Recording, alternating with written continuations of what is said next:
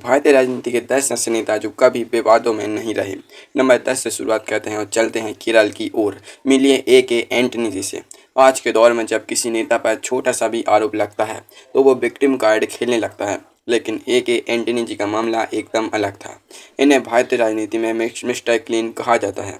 देश के रक्षा मंत्री जैसे भारी भरकम पद पर रहने के बाद भी इनकी ईमानदारी पर कोई दाग नहीं लगा।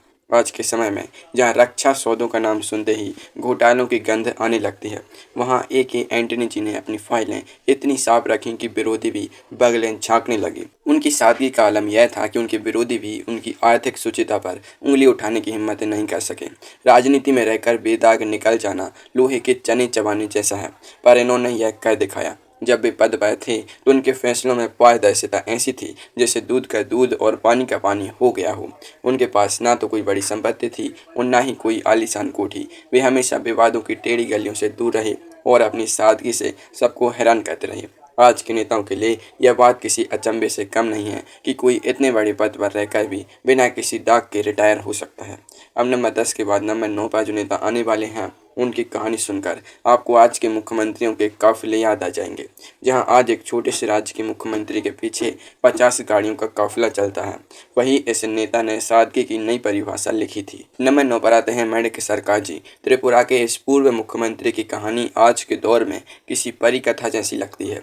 माणिक सरकार जी लगातार 20 साल तक राज्य के मुख्यमंत्री रहे, लेकिन उनके पास खुद का कोई घर नहीं था। आज के नेता जहां चुनाव जीतते ही अपनी 7 पीढ़ियों का इंतजाम कर लेते हैं, वहीं माणिक सरकार जी अपनी पूरी तनख्वाह अपनी पार्टी को दान कर देते थे। जीवन यापन के लिए उन्हें पार्टी से जो मामूली भत्ता मिलता था, उसी में उनका गुजारा होता था। उनके पास कोई निजी गाड़ी नहीं थी और वे अक्सर पैदल या रिक्शे से ही चल देते थे। उनकी पत्नी भी एक साधारण सरकारी कर्मचारी की तरह लाइन में लगकर ऑटो बदलती थी। हाथ कंगन क्वारसी क्या, उनकी ईमानदारी पूरी दुनिया के सामने एक खुली किताब थी। जब उन्होंने मुख्यमंत्री पद छोड़ा तो उनके बैंक खाते में मात्र कुछ हजार रुपए थे। आज के डिजिटल युग में जहां हर रोज नए घोटाले सामने आते हैं, माणिक सरकार जी ने यह साबित किया कि सत्ता के शिखर पर बैठकर भी इंसान अपनी जमीन नहीं छोड़ता। उन्होंने कभी भी बहती गंगा में हाथ धोने की कोशिश नहीं की। अब चलते हैं नंबर 8 की तरफ। अगले नेता ने देश की तिजोरी और रेल दोनों को संभाला, लेकिन खुद के लिए एक नया सूटकेस तक नहीं खरीदा। सोचिए, जो देश का बजट बनाता हो उसका खुद का बजट कितना सख्त होगा। नंबर 8 पर हैं मधु दंडवते जी, भारत के पूर्व रेल मंत्री और वित्त मंत्री। आज के समय में बजट पास होते ही नेताओं के करीबियों की लॉटरी लग जाती है, लेकिन मधु दंडवते जी के दौर में ऐसा सोचना भी पाप था। वे अपनी बेदाग छवि और संसद में अपनी तीखी लेकिन मर्यादित बहसों के लिए जाने जाते थे। जब वे रेल मंत्री थे तो उन्होंने सेकेंड क्लास के यात्रियों के लिए लकड़ी की सीटों की जगह गद्देदार सीटें लगवाईं, ताकि आम आदमी का सफ़र आसान हो सके। जनता के पैसों की रक्षा उन्होंने अपनी आँख की पुतली की तरह की। उन्होंने और उनकी पत्नी ने मिलकर पूरी जिंदगी समाज सेवा में लगा दी, पर अपने लिए कोई संपत्ति नहीं बनाई।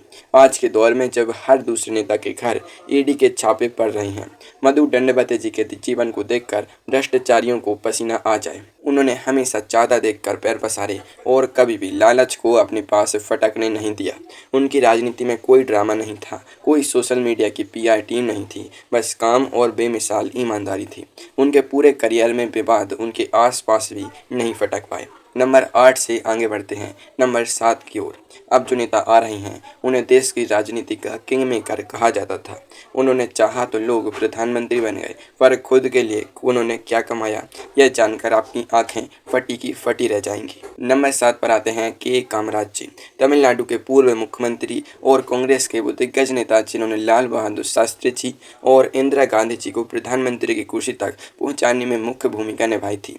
आज के समय में अगर कोई नेता किसी को विधायक भी बनवा दे तो उसके घर के आगे फॉर्च्यूनर गाड़ियों की लाइन लग जाती है, लेकिन के कामराज जी ने देश के दो प्रधानमंत्रियों को चुना और खुद हमेशा एक साधारण सूती धोती और शर्ट में रहे। वे चाहते तो देश के सबसे अमीर राजनेता बन सकते थे, लेकिन उन्होंने सत्ता को अपनी जागीर नहीं समझा। जब उनका निधन हुआ तो उनके पास क्या मिला? मात्र कुछ जोड़ी खादी के कपड़े, 2-3 जोड़ी चप्पलें और जेब में कुछ चंद रुपए। उन्होंने अपने परिवार के किसी भी सदस्य को राजनीति के आसपास भी नहीं फटकने दिया। आज के दौर में जहां परिवारवाद का बोलबाला है, वहां के कामराज जी की यह सादगी किसी चमत्कार से कम नहीं है। उन्होंने साबित किया कि बड़ा नेता बनने के लिए बड़ी कोठियों की नहीं बल्कि बड़े दिल की ज़रूरत होती है।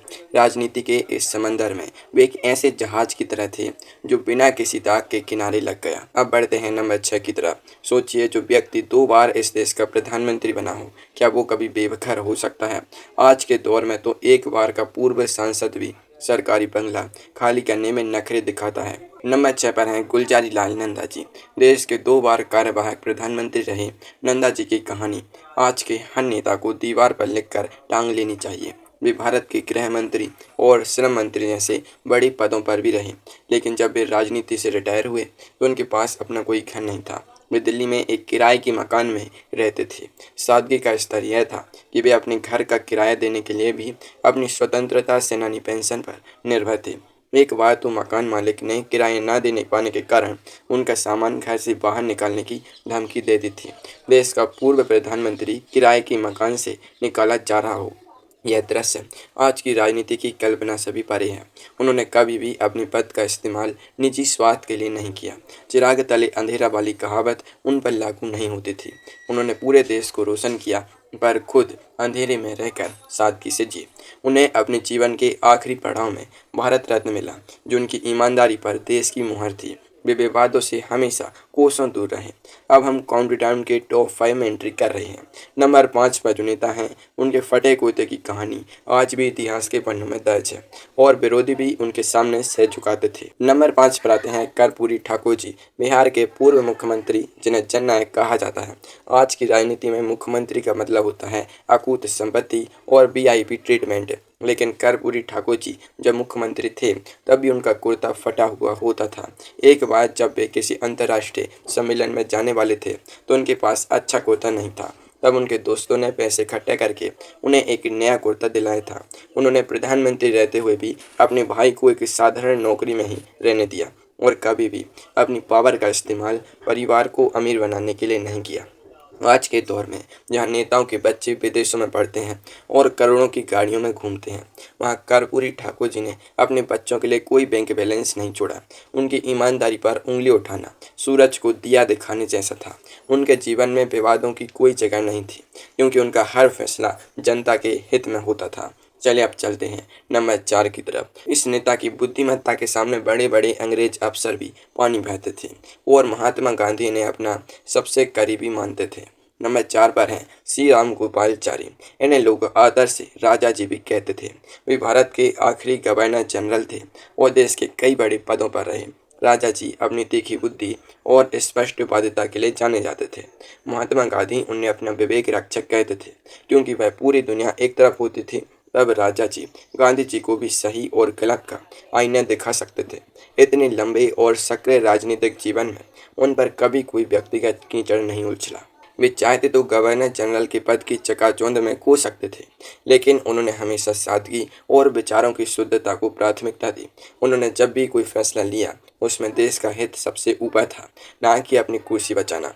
आज के नेताओं की तरह वे हवा का रुख देखकर अपनी बात नहीं बदलते थे। वे अपनी शर्तों पर जिए और राजनीति में ईमानदारी का एक ऐसा मानक स्थापित किया जिसे तोड़ पाना आज के समय में नामुमकिन लगता है। उनका पूरा जीवन विवादों से बिल्कुल अछूता रहा। अब बात करते हैं नंबर 3 की।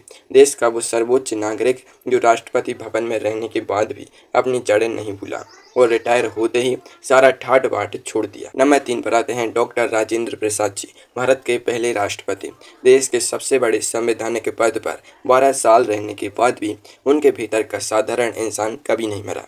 राष्ट्रपति भवन के आलीशान कमरों में रहने के बावजूद वे हमेशा जमीन से जुड़े रहे।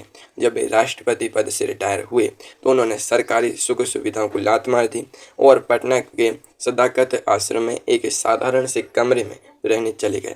इतना ही नहीं, उन्होंने अपनी मिलने वाली पेंशन का एक बहुत बड़ा हिस्सा सरकारी खजाने में वापस लौटा दिया, क्योंकि उनका मानना था कि देश के पैसे का इस्तेमाल देश के विकास में होना चाहिए, उनकी सुख सुविधाओं में नहीं। आज के दौर में जहां नेता पद से हटने के बाद भी सरकारी गाड़ियों और बंगलों के लिए अदालतों के चक्कर काटते हैं, वहां राजेंद्र प्रसाद जी ने एक ऐसा उदाहरण पेश किया जो आज के नेताओं के मुंह पर करारा तमाचा है। उनके पूरे कार्यकाल में कोई भी उनके फैसलों पर सवाल नहीं उठा सका। अब बढ़ते हैं नंबर 2 की तरफ। इस प्रधानमंत्री की ईमानदारी की कसम आज भी देश खाता है और उनका एक नारा आज भी हर वायदे की रगों में खून बनकर दौड़ता है। नंबर 2 पर हैं लाल बहादुर शास्त्री जी, भारत के दूसरे प्रधानमंत्री जिन्होंने जय जवान जय किसान का नारा दिया था। शास्त्री जी की सादगी के किस्से इतने हैं कि पूरी किताब लिखी जा सकती है। जब वे रेल मंत्री थे और एक बड़ा ट्रेन हादसा हुआ तो उन्होंने किसी और पर दोष मढ़ने की बजाय खुद नैतिक जिम्मेदारी लेते हुए अपने पद से इस्तीफा दे दिया। आज के समय में तो नेता अपनी कुर्सी से ऐसे चिपक जाते हैं जैसे फेविकोल का जोड़ हो। चाहे कुछ भी हो जाए, वे इस्तीफा देने का नाम नहीं लेते। प्रधानमंत्री के बाद जब उनके बच्चों ने कहा कि हमारे पास भी एक कार होनी चाहिए, तो शास्त्री जी के पास कार खरीदने के पूरे पैसे नहीं थे। उन्होंने बैंक से लोन लिया और कार खरीदी। उनके निधन के बाद उस लोन को चुकाने के लिए उनकी पत्नी को अपनी पेंशन के पैसे देने पड़े थे। देश का प्रधानमंत्री लोन पर कार खरीद रहा हो, यह बात आज के घोटालेबाज नेताओं को किसी चुटकुले जैसी लग सकती है। शास्त्री जी ने कभी भी अपने पद का रौब नहीं दिखाया और हमेशा गंगा की तरह पवित्र और बेदाग राजनीति की। अब समय आ गया है नंबर 1 का। यह एक ऐसा नाम है जिसे सुनते ही हर हिंदुस्तानी का सिर गर्व से ऊंचा हो जाता है, चाहे कोई किसी भी पार्टी का हो। इस इंसान से हर कोई बिना किसी शर्त के प्यार करता है। नंबर 1 पर हैं doctor APJ Abdul Kalam ji, the people's president यानी जनता के राष्ट्रपति। कलाम जी वैसे तो एक महान वैज्ञानिक थे, लेकिन जब वे देश के राष्ट्रपति बने तो उन्होंने राजनीति की पूरी परिभाषा ही बदल दी। राष्ट्रपति भवन में रहते हुए उन्होंने कभी भी अपने रिश्तेदारों को सरकारी खर्च पर मेहमान नवाजी नहीं कराई। एक बार जब उनके कुछ रिश्तेदार राष्ट्रपति भवन घूमने आए तो उनके रहने और खाने का पूरा खर्चा कलाम जी ने अपनी निजी जेब से चुकाया था। उनके पास संपत्ति के नाम पर क्या था? कुछ किताबें, कुछ जोड़ी कपड़े, एक बीड़ा और एक लैपटॉप। जब वे राष्ट्रपति भवन से विदा हुए तो उनके हाथ में सिर्फ 2 सूटकेस थे। उन्होंने पूरी जिंदगी देश को नई ऊंचाइयों पर पहुंचाने में लगा दी, पर खुद के लिए 1 इंच जमीन भी नहीं खरीदी। आज के डिजिटल युग में जहां हर नेता पर कोई ना कोई कंट्रोवर्सी बनी रहती है, कलाम जी का नाम पूरी तरह से पवित्र और विवादों से परे है। वे आज भी हर युवा के रोल मॉडल हैं और हमेशा रहेंगे।